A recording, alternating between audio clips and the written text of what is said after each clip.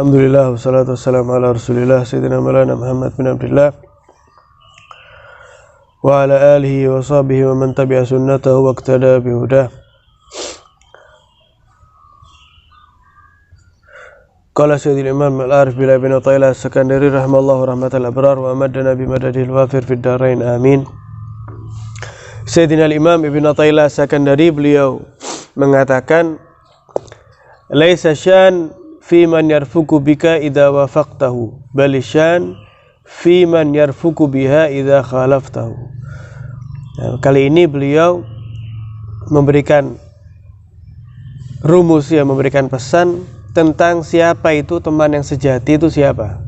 Nah, kata beliau, laisa syan, bukan hal yang istimewa, bukan hal yang spesial, itu fi man yarfuku bika idza wafaqtahu, yaitu ketika seseorang baik kepadamu, lemah lembut kepadamu, sopan kepadamu, idza wafaqtahu, jika kamu sesuai dengan dia.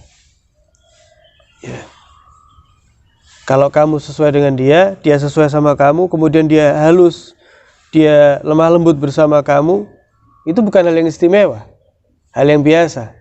Orang cocok kemudian akrab, itu lumrah ya. Cocok kemudian akrab, ini hal yang lumrah. Balisyan, kata beliau, melainkan perkara yang spesial itu, yang istimewa adalah fi man yarfuku bika idza khalaftahu, ketika seseorang masih lembut kepada kamu, idza khalaftahu, ketika kamu tidak sejalan dengan dirinya. Enggak dikatakan tidaklah al-layyin atau kelembutan itu yadkhulu fi syai'in, masuk ke dalam satu hal, illa zanah, kecuali kelembutan tersebut akan menghiasi perkara itu.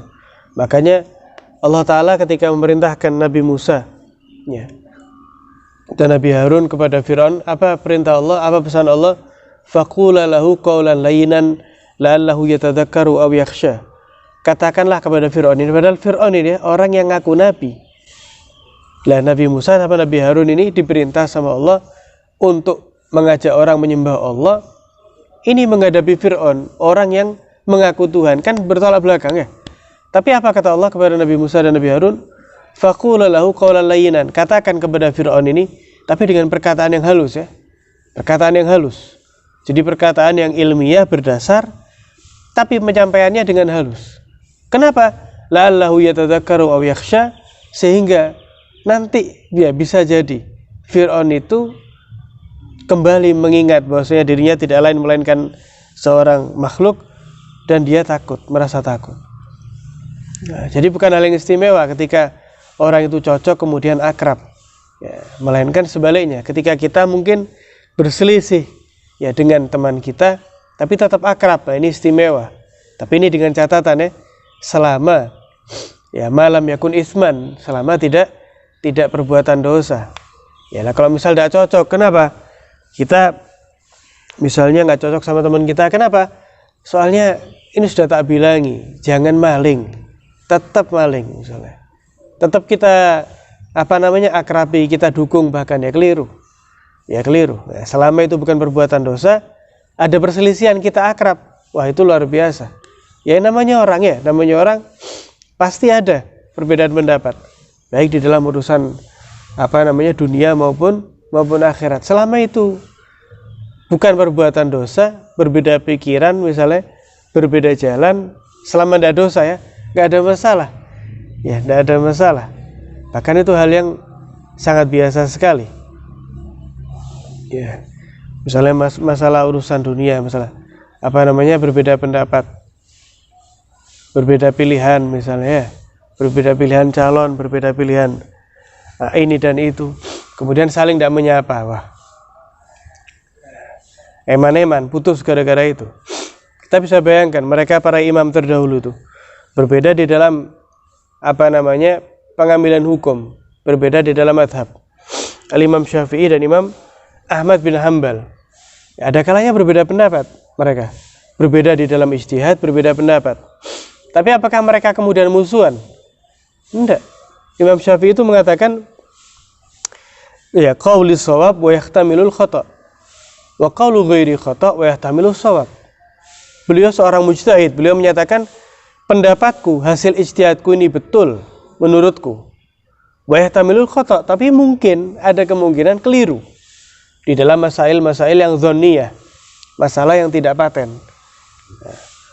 Dan pendapat selainku itu keliru di mata Imam Syafi'i. Harus beliau menyatakan seperti itu. Kenapa? Nah, kalau beliau menyatakan pendapatnya betul, pendapat yang lain betul juga, ya tidak bisa. Misalnya Imam Syafi'i berpendapat batal, yang lain tidak batal. Dua-duanya dikatakan betul, ya tidak mungkin kan gitu ya. Maka beliau menyatakan pendapat saya betul dan mungkin salah. Pendapat yang lain keliru dan mungkin betul. Dan mungkin betul. Nah, ini objektif ini. Nah, beliau pernah diceritakan beliau dengan Imam Ahmad bin Hanbal. Nah, Imam Ahmad bin Hanbal ini sakit kebetulan, dalam keadaan sakit. Dikunjungi oleh Imam Syafi'i. Ini kedua imam besar ini. Dikunjungi oleh Imam Syafi'i.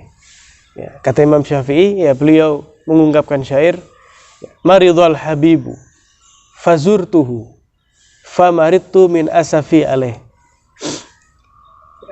Seorang kekasihku, ya sahabatku Al-Imam Ahmad sakit, fazurtuhu, kemudian saya kunjungi, saya jenguk teman saya tadi itu. Famaridtu min asafi ilaih, maka gara-gara saya menjenguk teman saya Imam Ahmad yang sedang sakit, saya kepikiran karena sakitnya dia, famaridtu, maka saya pun jatuh sakit. Min asafi ilaih, karena susahnya saya ngelihat sahabat saya tadi itu sakit. Ya. Kemudian dilanjutkan, ya, syufiyal habibu fazarani fabari'tu min nazari ilaih.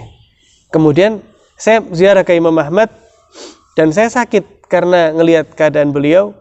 Ya, kemudian saya sakit dan sembuhlah, ya, sahabat saya Imam Ahmad, ya, syufiyal habibu, telah sembuh itu kekasih saya, fazarani, dan datang menjenguk saya, fabari'tu min nazari ilaih, dan saya pun tersembuh, saya menjadi sembuh karena saya melihat daripada saudara saya yang sudah sembuh tadi itu. Ya, jadi luar biasa ya, dua pembesar daripada imam 4 madhab, yang keduanya ada kalanya berselisih di dalam pendapat, tapi tidak ada sama sekali masuk ke dalam hati, karena mereka memahami bahwasanya perbedaan pendapat antara ulama itu rahmah. Perbedaan pendapat antara ulama itu adalah bentuk kasih sayang, sehingga ya mungkin seseorang tidak bisa mengikuti ulama yang satu dalam satu kondisi tertentu, dia bisa mengikuti pendapat ulama yang lainnya. Ya, sehingga dikatakan oleh beliau tadi itu, bukan hal yang istimewa ketika orang masih akrab bersamamu kalau cocok. Nah, yang istimewa itu tidak cocok dalam satu dua hal, tapi tetap akrab, tetap nyambung. Ini perkara yang istimewa. Ini berarti pertemanannya lillah wa fillah, karena Allah, ya, dan di dalam kecintaan Allah Subhanahu wa taala. Mudah-mudahan kita termasuk ya yang ini.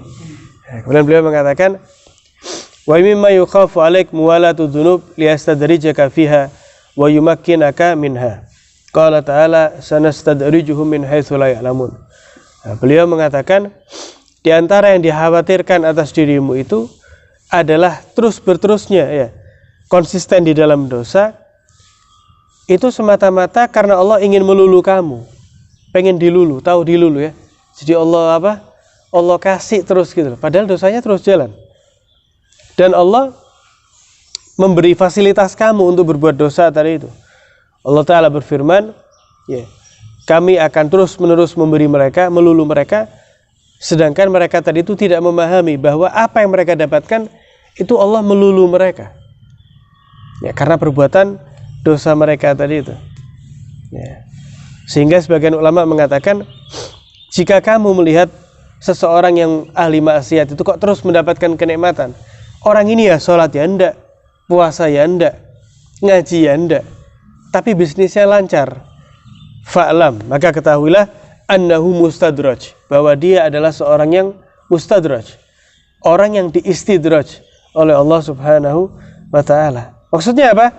Uddukhirat sayyi'atuhu liyamil qiyamah. Orang itu dosanya sama Allah enggak dibalas sekarang. Dosanya tidak dibalas sekarang. Kapan? Allah simpan sampai menumpuk semakin banyak, nanti di hari kiamat baru Allah balas dengan pembalasan yang dahsyat.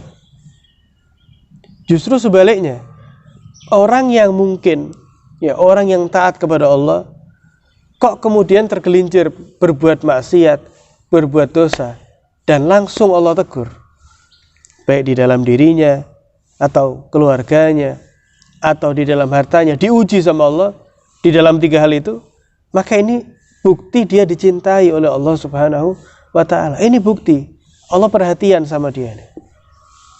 Jadi jangan sampai ngeluh ya. Aduh, baru saya misalnya berbuat, bukan baru ya, tapi dosa ini. Ya Allah, saya berbuat dosa ini, langsung ditegur sama Allah. Langsung ternyata pekerjaan saya kok menurun. Astagfirullahaladzim. Ya, istighfar. Nah, ini justru pertanda Allah sayang gitu loh. Allah ingatkan, jangan kayak gitu. Karena Allah tahu. Allah itu lebih tahu apa yang sekiranya membuat kita itu kembali. Entah itu jabatan, entah itu mungkin harta, entah itu ketenangan. Nah, itu mulai Allah ingatkan melalui hal-hal tersebut. Kenapa? Supaya kita kembali. Nah, sampai dikatakan oleh ulama, kalau orang itu ditegur sama Allah, maka fa inna mithla hadzal abd yu'addu marhuman. Hamba yang seperti ini masih ditegur sama Allah, ini hamba yang dirahmati. Kemudian ulama menjelaskan, tapi jangan kamu kira mereka yang diistidraj, yang dilulu oleh Allah itu tidak Allah tegur. Lah, itu sudah Allah tegur. Sudah ditegur sama Allah. Misalnya dia nggak sholat, ditegur sama Allah. Mungkin melalui harta, mungkin melalui keluarganya nggak harmonis mungkin, atau rezekinya mungkin ya Allah Ta'ala kurangi, ya supaya dia tadi itu ingat. Lah kok dia ingat-ingat, dia tetap tidak sholat. Pekerjaannya kok kurang lancar, ya sama Allah untuk diingatkan. Lah kok tetap tidak sholat. Kalau sudah kayak gini, ditegur, tapi dia nggak memahami, langsung Allah istidraj. Tahu-tahu Allah naikkan aja itu pekerjaannya. Padahal dia tetap tidak sholat. Allah naikkan, bahkan mungkin Allah lebih-lebihkan. Kenapa? Karena sudah Allah lepas hamba seperti ini. Na'udzubillah min dzalik. Ini bahaya. Misalnya kita punya orang tua, kita punya guru, kita keliru ditegur. Wah, ini alhamdulillah ini. Ini nikmat yang luar biasa. Kita keliru masih ditegur. Ini luar biasa. Tapi kalau sudah kita punya orang tua, kita punya guru yang melihat kita keliru sudah ada ditegur lagi, ini bahaya. Jangan-jangan kita sudah tidak dianggap anak lagi. Jangan-jangan kita sudah tidak dianggap santrinya lagi. Oh, ini bahaya sekali. Ya, ini bahaya sekali. Bagaimana ulama terdahulu itu? Mereka memahami betul bahwasanya banyaknya harta, tingginya jabatan, itu bukan tolak ukur seseorang diridhoi oleh Allah.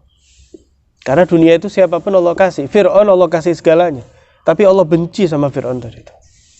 Jadi bukan tolak ukur. Bahkan sebaliknya, ulama para kaum sholihin terdahulu itu, kalau beliau mendapatkan rizki yang kok ternyata lebih luas dari sebelum-sebelumnya, beliau itu nangis, istighfar, minta ampun, minta maaf kepada Allah. Minta maaf. Kenapa? Mereka takut. Mereka menyatakan apa? Ya Allah, hal ini merupakan sebab daripada dzambun ujilat ukubatuh. Ya Allah, ini gara-gara perbuatan dosa saya, yang mana balasannya itu Allah percepat sekarang di dunia, sehingga saya diistidraj ini. Mereka takut, lulu, apa ini? Mereka merasa kurang dalam ibadah. Ya Allah, jangan-jangan saya dilulu. Ya Allah, saya minta maaf. Jangan ya Allah. Saya takut tidak kuat saya. Ya, kalau kita kan tidak ya. Nah kita ya. Mungkin ibadah bolong-bolong. Wah, saya ini diridhoi sama Allah. Ya, hartanya banyak, jabatan. Wah, Allah suka sama saya, cinta. Top saya nih misalnya. Na'udzubillah min dzalik ya. Kita tiru ulama-ulama yang terdahulu itu. Mudah-mudahan kita dijadikan oleh Allah ya, hamba yang saling mempererat hubungan silaturahmi dengan teman, apalagi dengan keluarga, baik sama atau tidak, selama tidak dalam kesesatan, perbuatan dosa. Dan mudah-mudahan kita tidak termasuk hamba yang diuji oleh Allah, hamba yang diistidraj. Amin ya rabbal alamin. Wassallallahu ala sayyidina Muhammadin wa ala alihi wasallam. Alhamdulillahi rabbil alamin.